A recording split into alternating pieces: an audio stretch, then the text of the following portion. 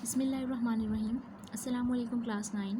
Today we are going to start our different organelles, mitochondria and plastids, and we will cover both of them in this lecture. So let's begin with mitochondria. It is on page number 62. First of all, we define it. Mitochondria is a double membrane bounded organelle. Double membrane bounded organelle means that it has two membranes, outer and inner. Double means two. And it is the power house of the cell. Power house means जैसे हमारा power house क्या है, जहाँ से हमारी जो है वो बिजली बनकर आती है, इलेक्ट्रिसिटी हमें मिलती है. तो सेल का पावर हाउस क्या है, माइटोकॉन्ड्रिया. यानी सेल को एनर्जी कौन दे रहा है, माइटोकॉन्ड्रिया दे रहा है. And it is the site of aerobic respiration. Aerobic respiration हम जानते हैं वो रेस्पायरेशन जिसके अंदर ऑक्सीजन यूज़ होती है. ठीक है.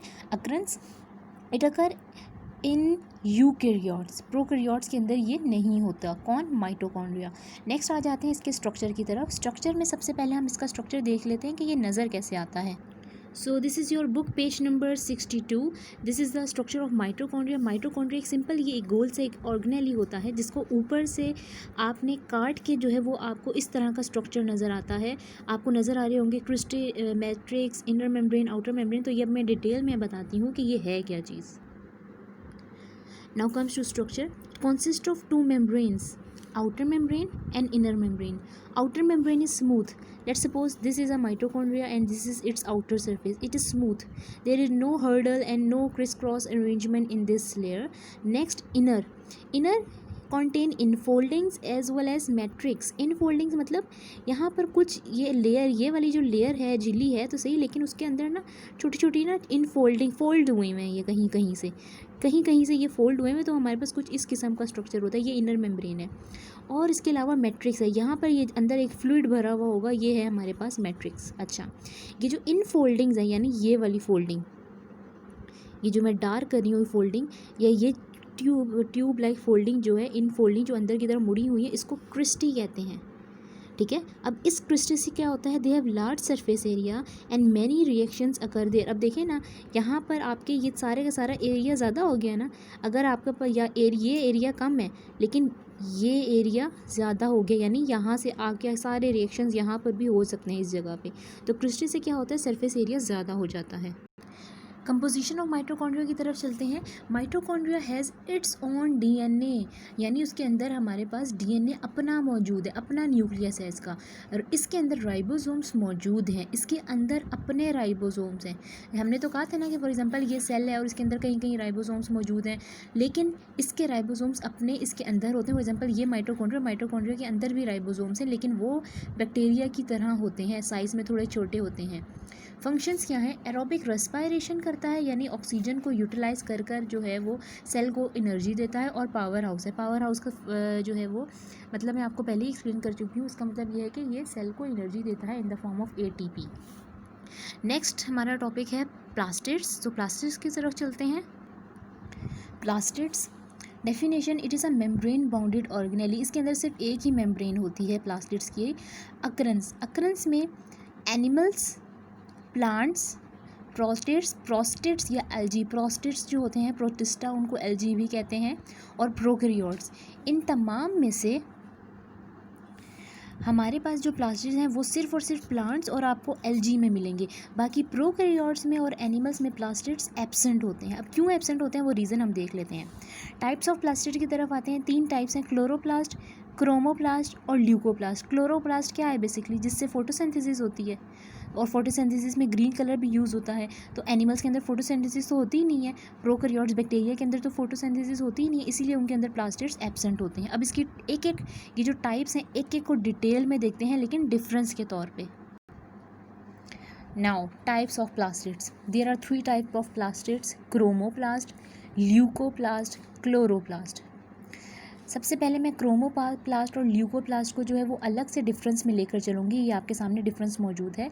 जबकि क्लोरोप्लास्ट को मैं अलग से डिटेल करूँगी, डिटेल में आपको जो है वो एक्सप्लेन करूँगी, क्योंकि इसके अंदर काफ़ी एक्सप्लेनेशन है जो हमने डिस्कस करनी है.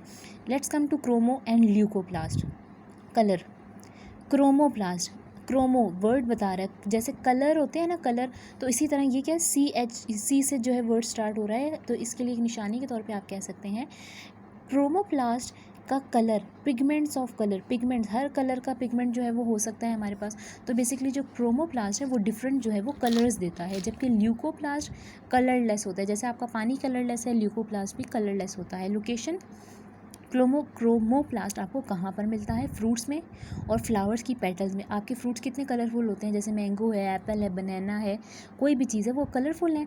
तो बेसिकली उसके अंदर क्या है? क्रोमोप्लास्ट है। क्रोमोप्लास्ट क्या करता है? उनको कलर देता है। फ्लावर की पेटल्स, अब आपके पास हर कलर का फ्लावर है, रेड है, ब्लू है, वाइट है, पर्पल है, ठीक है। तो ये किसकी वजह से? क्रोमोप्लास्ट, क्योंकि उसके अंदर पिगमेंट्स होते हैं। जब ये ल्यूकोप्लास्ट का लोकेशन, मतलब ये आपको पौधे में कहाँ पर मिलेगा? Where food is stored. आपकी फूड कहाँ पे स्टोर हो रही है? आपके स्टेम में स्टोर होती है, कभी कभार आपकी रूट्स में स्टोर होती है, डिपेंड करता है। तो जहाँ पर आपकी फूड स्टोर हो रही है पौधे में, वहाँ पर ल्यूकोप्लास्ट आपको मिलेंगे। अब आ जाते हैं इन दोनों के फंक्शंस की तरफ। क्रोमोप्लास्ट, इसके अंदर पिगमेंट्स होते हैं, तो ये कलर देता है, और खूबसूरत कलर की वजह से पोलिनेशन होती है। पोलिनेशन का क्या मतलब है? कि ये आपकी जो इंसेक्ट्स हैं उनको अट्रैक्ट करते हैं। खूबसूरत कलर इंसेक्ट्स की आइज़ को अट्रैक्ट करते हैं। इंसेक्ट्स जाकर उसके ऊपर बैठते हैं, उनके ऊपर पोलन्स चिपक जाते हैं, और फिर वो दूसरे प्लांट के ऊपर जाते हैं, वहाँ पर पोलन वो गिरते हैं, और हमारे पास पॉलिनेशन का प्रोसेस होता है, जो कि बहुत अच्छा होता है हमारे लिए। और डिस्पर्सल ऑफ फ्रूट या फिर सीड डिस्पर्सल, यानी वही इंसेक्ट्स जब जाते हैं तो वो फ्रूट डिस्पर्सल करते हैं या सीड डिस्पर्सल करते हैं, एक एरिया से दूसरे एरिया में जाकर सीड्स गिरा देते हैं बाज़-औक़ात, या बाज़-औक़ात उनके साथ चिपक जाते हैं जो वहाँ जाकर गिर जाते हैं। तो उससे क्या होता है? उस जगह पे जहाँ पे सीड गिरा होता है वहाँ पे भी वो पौधा उगाता है। तो ये सब के सब किसकी वजह से? क्रोमोप्लास्ट की वजह से। जब कलर होंगे तभी तो कोई आपका परिंदा या आपका कोई इंसेक्ट अट्रैक्ट होगा। Now comes to leucoplast function, it's store food. ठीक है, वो तो हमें लोकेशन ही बता रही थी कि जहाँ पे फूड स्टोर होती है आपको ये वहीं मिलेंगे। इसका काम भी यही है कि ये फूड को स्टोर करता है प्लांट की, लेकिन कौन कौन सी? स्टार्च, प्रोटीन और लिपिड्स। स्टार्च को बेसिकली हम कार्बोहाइड्रेट कहते हैं। तो कहने का मकसद ये है कि ल्यूकोप्लास्ट कार्बोहाइड्रेट्स, प्रोटीन्स और लिपिड्स तीनों को स्टोर करता है। ये हो गया हमारा ल्यूकोप्लास्ट और क्रोमोप्लास्ट। और ये आपका शॉर्ट क्वेश्चन भी है कि write down the functions of chromoplast and leucoplast. तो ये पॉइंट्स की सूरत में लिखना है कि chromoplast gives colour, it helps in pollination, it helps in fruit dispersal and it helps in seed dispersal. इसी तरह leucoplast stores food in the form of starch, proteins and lipids. इसका एक पॉइंट बनेगा, जबकि ये 4 पॉइंट्स आपके सामने हैं।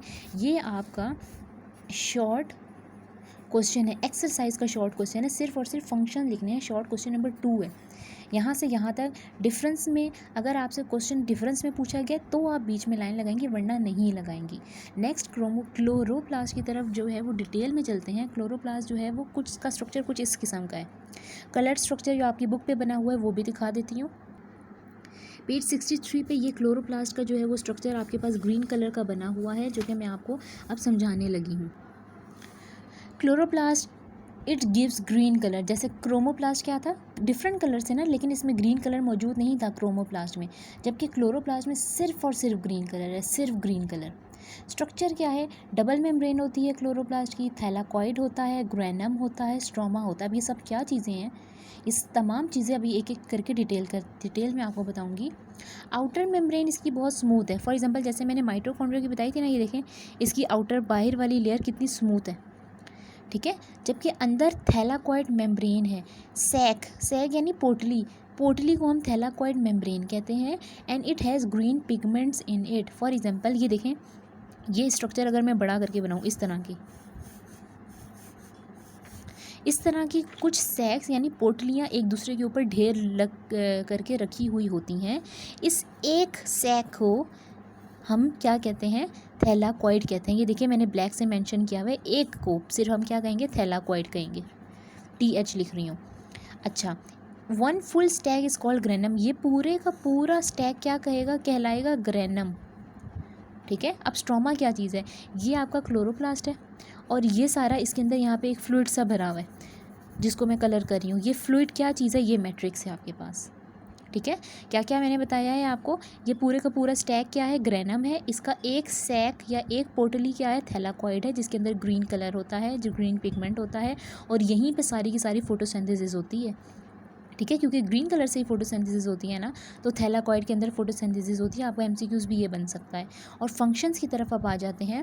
फंक्शंस क्या हैं कि आपका क्लोरोप्लास्ट फोटोसिंथेसिस में जो है वो काम प्ले करता है अपना रोल, और इसके साथ साथ आपका जो क्लोरोप्लास्ट है उसके अंदर ग्रीन कलर होता है, और आपका पौधा जो है उसको ग्रीन कलर मिलता है। तो यहाँ पे आज का टॉपिक होता है ख़त्म। आज हमने प्लास्टिड और एंड माइटोकॉन्ड्रिया को डिस्कस किया है।